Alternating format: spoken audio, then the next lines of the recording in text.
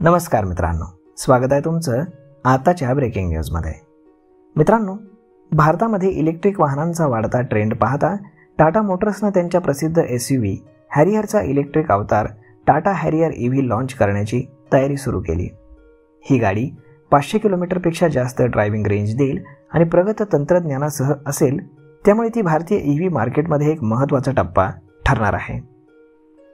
भारतीय बाजारपेठेमध्ये इलेक्ट्रिक एसयूव्हीची मागणी झपाट्याने वाढत आहे आणि टाटा मोटर्सने नेहमीप्रमाणे पुढाकार घेत आपल्या पोर्टफोलिओमध्ये एक नवीन दमदार ईव्ही जोडण्याचा निर्णय घेतला आहे। टाटा हॅरियर ईव्ही ही केवळ एक पर्यावरणपूरक पर्याय नसेल, तर तो प्रीमियम सेगमेंटमध्ये एक स्टायलिश आणि टेक लोडेल आणि उच्च परफॉर्मन्स देणारी कार असेल। टाटा हॅरियर ईव्हीला एक अत्याधुनिक आणि स्टायलिश डिझाईन मिळणार आहे, जे ग्राहकांना आकर्षित करेल। या गाडीच्या बाह्य डिझाईनमध्ये एरोडायनामिक फिनिश, LED हेडलाइट्स आणि एक नवीन फ्रंट ग्रिल दिली जाणार आहे, जी पारंपरिक फ्युएल व्हर्जनपेक्षा वेगळी असणार आहे। गाडीच्या इंटिरियरबद्दल बोलायचं झालं तर ते देखील अत्याधुनिक टेक्नॉलॉजीसह आणि प्रीमियम लुकसह सुसज्ज असेल। यामध्ये एक मोठं टचस्क्रीन एन्फोटेनमेंट सिस्टम असेल, जे अँड्रॉइड ऑटो आणि कारप्लेला सपोर्ट करेल। Digital instrument cluster, wireless charging, 360 degree camera, parking sensors आणि ऑटोमॅटिक क्लायमेट कंट्रोल यांच्यासारख्या प्रगत वैशिष्ट्यांचा यामध्ये समावेश असेल। टाटा हॅरियर ईव्हीमध्ये उच्च क्षमतेचा लिथियम आयन बॅटरी पॅक असणार आहे, जो एका पूर्ण चार्जवरती 500 किलोमीटरपेक्षा जास्तीची ड्रायव्हिंग रेंज देईल। ही क्षमता मोठ्या प्रमाणामध्ये शहर आणि लांब पल्ल्याच्या प्रवासासाठी चांगली ठरेल। याशिवाय गाडीमध्ये जलद चार्जिंग तंत्रज्ञानाचा समावेश असेल, ज्यामुळे गाडी 80% चार्ज होण्यासाठी अवघ्या 40 ते 45 मिनिटांचा कालावधी लागेल। या गाडीला शक्तिशाली इलेक्ट्रिक मोटार असणार आहे, जी एक उत्तम टॉर्क आणि वेगवान प्रवेश देऊ शकेल। यामुळे हॅरियर ईव्ही फक्त इको फ्रेंडली नसून स्मूथ आणि पॉवरफुल ड्रायव्हिंग अनुभव देखील देणार आहे। भारतामध्ये इलेक्ट्रिक एसयूव्ही सेगमेंटमध्ये सध्या काही मोजक्याच कंपन्या कार्यरत आहेत आणि Tata Harrier EV, MG ZS EV, Hyundai कोना ईव्ही आणि आगामी महिंद्रा XUV 400 ईव्ही यांच्यासारख्या गाड्यांना ती थेट टक्कर देणार आहे।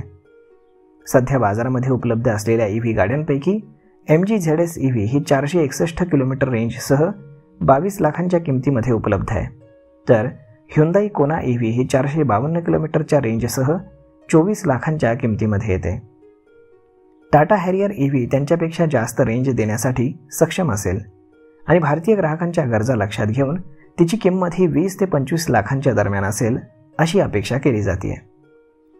टाटा मोटर्सने अधिकृतपणे हॅरियर ईव्हीची किंमत किंवा लॉन्चिंगची तारीख ही जाहीर केलेली नाही, मात्र विविध ऑटो तज्ज्ञ आणि रिपोर्ट्सच्या नुसार ही गाडी 2025च्या एप्रिल महिन्यामध्ये भारतीय बाजारामध्ये दाखल होण्याची दाट शक्यता आहे। टाटा मोटर्सने आपल्या ईव्ही सेगमेंटमध्ये आधीच टाटा नेक्सॉन ईव्ही आणि टाटा टियागो ईव्ही यांच्यासारख्या गाड्यांद्वारे चांगली पकड मिळवली आहे, त्यामुळे हॅरियर ईव्ही देखील भारतीय ग्राहकांसाठी एक उत्तम पर्याय ठरणार आहे। भारतीय ग्राहक इलेक्ट्रिक गाड्यांकडे वळत असताना हॅरियर ईव्ही त्यांच्यासाठी एक आकर्षक पर्याय ठरू शकतो। 500 किलोमीटर रेंज, जलद चार्जिंग, प्रगत टेक्नॉलॉजी आणि आकर्षक डिझाईन यामुळे ती भारतीय ईव्ही मार्केटमध्ये मोठी भर घालू शकते। सध्या भारतीय बाजारामध्ये प्रीमियम ईव्ही मॉडेल्स कमी आहेत आणि टाटा हॅरियर ईव्ही त्यामध्ये एक मोठं योगदान देऊ शकते। जर तिची किंमत योग्य ठेवली गेली तर ही गाडी भारतामध्ये प्रचंड यश मिळवण्याची दाट शक्यता आहे। टाटा मोटर्सनं भारतीय बाजारामध्ये ईव्ही सेगमेंटमध्ये चांगलं यश मिळवलं आहे आणि हॅरियर ईव्ही ही कंपनीसाठी आणखी एक मोठी उपलब्धी ठरू शकते। जर ही गाडी 500 किलोमीटरपेक्षा जास्त रेंज, उत्कृष्ट सेफ्टी फीचर्स आणि स्पर्धात्मक किमतींसह बाजारात आली तर ती भारतीय ईव्ही मार्केटमध्ये एक मोठा बदल घडवू शकते।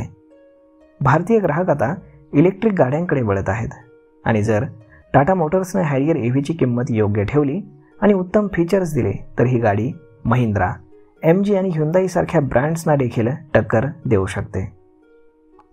तर मग मित्रांनो, लवकरच येत आहे आता टाटा हॅरियर ईव्ही। याबद्दल तुम्हाला ही गाडी कशी वाटते हे तुम्ही आम्हाला कमेंट करून नक्कीच सांगा आणि जर हा व्हिडिओ तुम्हाला आवडला असेल तर आपल्या जवळच्या मित्रमंडळींसोबत देखील हा व्हिडिओ तुम्ही शेअर करायला विसरू नका। धन्यवाद।